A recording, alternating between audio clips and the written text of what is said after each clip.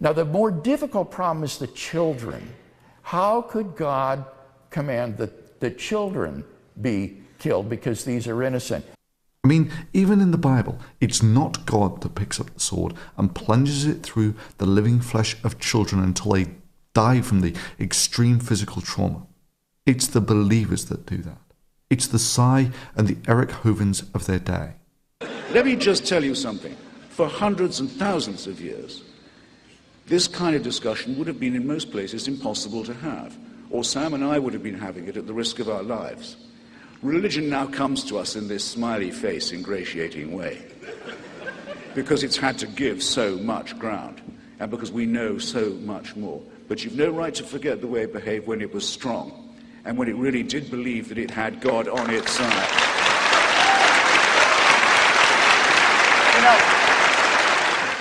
Tell me, Sy, if you had been part of Israel's army, slaughtering the children for God, what is the best way to kill a 10-year-old girl for God? A terrified 10-year-old shaking with fear at the blood-curdling screams of the other children being slaughtered, begging for her life, pleading to be spared, tears streaming down her cheeks, pleading not to be killed like her mom and dad, as mommy and daddy's blood drip from your sword. A child sobbing that I just want to live. Now, current leading Christian theologians.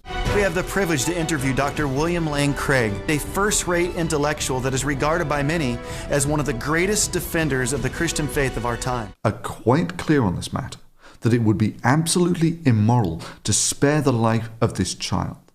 And I think you can make sense of this through a divine command morality, which says that our moral duties are constituted by God's commands, so that when He issues commands to us, these become our moral duties. Moreover, if you believe, as I do, in the salvation of infants or children who die, what that meant was that the death of these children meant their salvation. They were the recipients of an infinite good as a result of their earthly phase of life being terminated. So really, anyone who endorses this sort of slaughter, as in the Bible, as a moral action, there had to be another solution.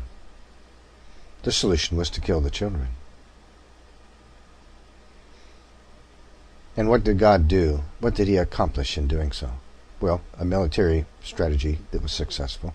Those who believe that killing a helpless child for your God is a moral act, indeed that you are blessing this child with an infinite good by terminating its earthly phase of life. Tell me, what is the absolutely moral, biblically correct way to slaughter a helpless child begging for her life? The moral standard that can only come from a biblical worldview. I show that the basis of morality must be from the God of Scripture. Would you stab her in the face? Would you cut her throat? Stab her in the side of the head? Stab it through the back? Disembowel her and let her die slowly?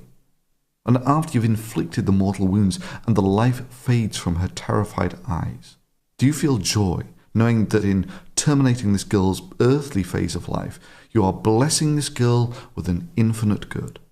These are the actions of believers in the Bible.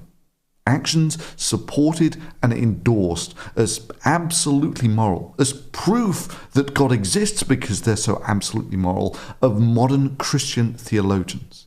And when the terrified screams of the helpless children being massacred grew less, and eventually silence fell over the bloodbath, good, God-fearing men, full in the knowledge that whatever God said was just, with a smile on their face and a tune in their heart that they had delivered this infinite good to so many children, wiped the blood from their swords.